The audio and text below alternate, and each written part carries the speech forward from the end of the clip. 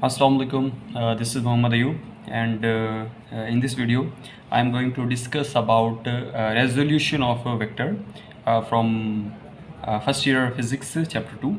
तो resolution of vector इसके नाम से ही जाहिर है कि किसी भी वेक्टर को रिजॉल्व करना, किस में रिजॉल्व करना, रेक्टेंगुलर कंपोनेंट्स में। इसकी डेफिनेशन में लिखता हूँ, द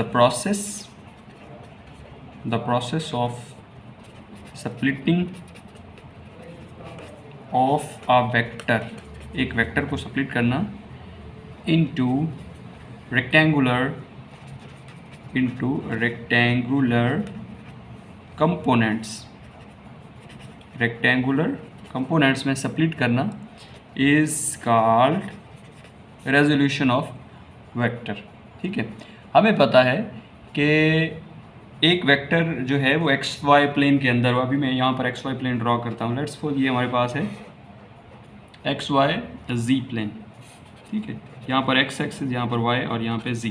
ठीक है, अगर यहाँ पर हम कोई भी एक वेक्टर ड्रॉ करते हैं, ठीक है, स्पेस के अंदर, क्योंकि यहाँ पर आप देखें ना एक्स वाई एंड जेड तीन प्लेन है, यहाँ पर यूँ समझ लें कि 3 डायमेंशन है, 3D। ठीक है, अब कोई भी वेक्टर है यहाँ पर इस पॉइंट पर कोई भी एक वेक्टर है, तो ये वेक्टर जाहिर सी बात है एक पॉइंट P पर है, और ये x, y और z जो हैं ये इसके पॉइंट्स हैं। x में इतना है, y में इतना डिस्टेंस है और z में इतना है। इसको हमने कंपोनेंट्स में रिजॉल्व कर देना है। x में इसने कितना डिस्टेंस कवर किया, y में कितना किया और z में कितना किया, मतलब 3 कंपोनेंट्स में डिवाइड कर देना। इसी का नाम है रेजोल्यूशन ऑफ वेक्टर। ये x एक्सिस, ये y कंपोनेंट और ये z कंपोनेंट। ठीक है, अब इसको हम रियल लाइफ एग्जांपल से हम सॉल्व करते हैं कि लेट्स सपोज कि कोई भी एक वेक्टर है, वो वेक्टर एक्स वाई प्लेन के अंदर है, एक्स वाई प्लेन के अंदर। यहाँ पर मैंने एक्स और वाई प्लेन बनाया है और यहाँ पर है ओरिजिन। ठीक है, इस ओरिजिन पर मैंने एक वेक्टर यूँ समझे कि वेलोसिटी को ड्रा किया है। वेलोसिटी भी एक वेक्टर क्वांटिटी है। अब इस वेलोसिटी को हम रेक्टेंगुलर कंपोनेंट्स में डिवाइड करेंगे। तो अब हम देखते हैं कि इसका प्रोजेक्शन, जाहिर सी बात है इस वेलोसिटी है तो इसका projection along on the x axis. Projection कहते हैं इस वेलोसिटी या इस वेलोसिटी वेक्टर का साया किसके ऊपर, एक्स के ऊपर।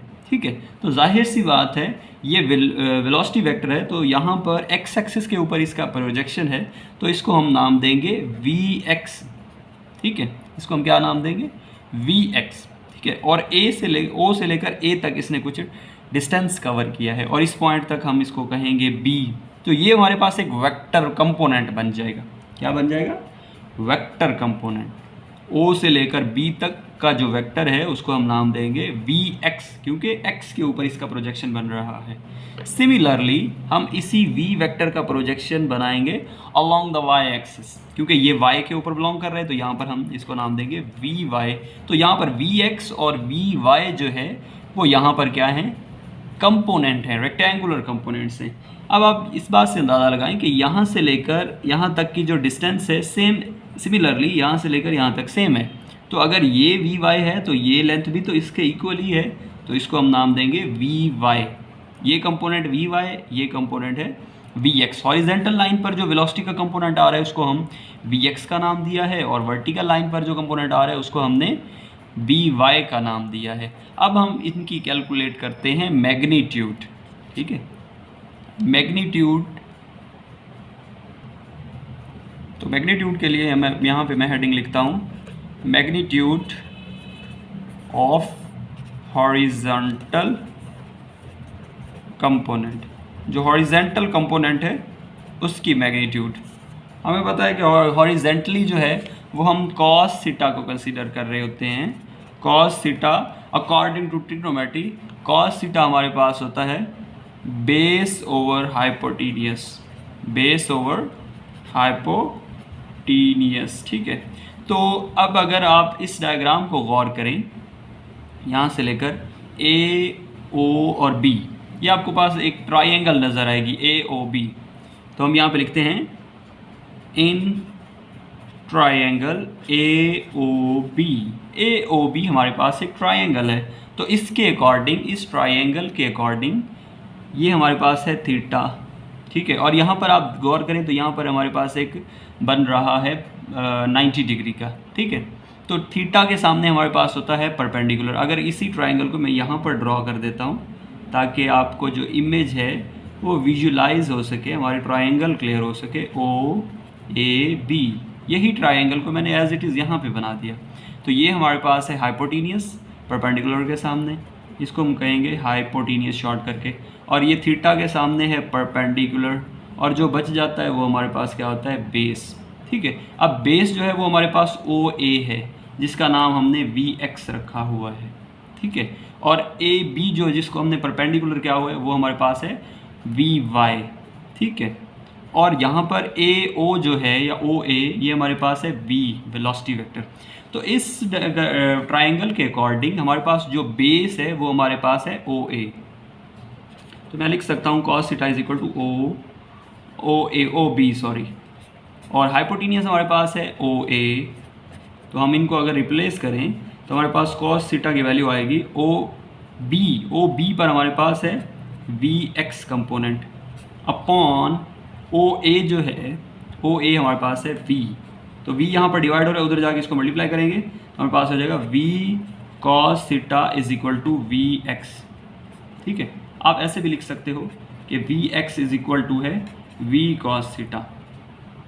ये हमारे पास हॉरिजेंटल कंपोनेंट का फॉर्मूला वैल्यू आई है, मैग्नीट्यूड, ठीक है। V X is equal to V cos theta. अब हम वर्टिकल कंपोनेंट की मैग्नीट्यूड फाइंड करेंगे। तो यहाँ पे मैं हेडिंग लिखता हूँ magnitude of vertical component. Vertical component हमारे डायग्राम के अकॉर्डिंग, यहाँ पर मैं डायग्राम बना देता हूँ। तो इस ट्रायंगल में, in triangle A O B, हमारे पास जो वर्टिकल कंपोनेंट है उसके लिए हम लेते हैं साइन थीटा कंसीडर करते हैं, और हमें पता है ट्रिग्नोमेट्री के अकॉर्डिंग साइन थीटा हमारे पास होता है परपेंडिकुलर ओवर हाइपोटेनियस, ठीक है। तो इस ट्रायंगल में परपेंडिकुलर हमारे पास है A B line upon hypotenuse हमारे पास है ओ ए। हम जस्ट इनकी वैल्यूज रिप्लेस करेंगे, sine theta is equal to A B जो है हमारे पास लाइन है वो हमारे पास है V Y upon O A again है वी, तो वी यहाँ पर मल्टीप्लाई इधर डिवाइड कर देंगे, डिवाइड हो रही है तो इधर मल्टीप्लाई कर देंगे, V sine theta is equal to V Y. इसको आप ऐसे भी लिख सकते हो कि वी वाई जो है यानी कि वर्टिकल कंपोनेंट वो हमारे पास इक्वल होता है वी साइन थीटा, ठीक है। ये हमारे पास है मैग्नीट्यूड ऑफ वर्टिकल कंपोनेंट। तो दोनों कंपोनेंट्स की हमने मैग्नीट्यूड कैलकुलेट कर रही है। जो हमने हॉरिजेंटल कंपोनेंट की मैग्नीट्यूड निकाली थी वो हमारे पास V X is equal to V cos theta था, ठीक है। अब आप देखें कि अभी हमने डायरेक्शन कैलकुलेट करनी है, डायरेक्शन, क्योंकि हमारे पास ये वी वेक्टर है ना, ये एक्स वाई प्लेन के अंदर था, ये एक्स था, ये वाई था, ठीक है। अब इस वी वेक्टर की अब हम डायरेक्शन कैलकुलेट करने हैं। तो डायरेक्शन के लिए आप जो है वो फार्मूला यूज़ करते हो टेन थीटा। तो according to trigonometry tan theta की जो वैल्यू है या टेन थीटा जो है वो हमारे पास होता है perpendicular over base, tan theta is equal to perpendicular over base. अब परपेंडिकुलर जो है वो हमारे पास है V Y, tan theta is equal to V Y है अपॉन जो बेस है हमारे पास वी एक्स है, तो ये tan theta is equal to V Y upon V X. अगर हम डायरेक्शन की कैलकुलेट करना चाह रहे हैं कि थीटा जो है वो कितने डिग्री है, theta is equal to tan inverse V Y upon V X हो जाएगा। तो इसको हम कैसे कंसिडर करें कि जो डायरेक्शन है वो tan inverse vertical component upon horizontal component, ठीक है। तो ये हमने तीन फार्मूलाज ड्राइव किए हैं, हॉरिजेंटल कंपोनेंट की मैग्नीट्यूड, वर्टिकल कंपोनेंट मैग्नीट्यूड और उसकी direction. So this is all about the resolution of vector, कि हमने एक वेक्टर को किस तरह कंपोनेंट्स में रिजॉल्व करके उसकी डायरेक्शन को कैलकुलेट किया है।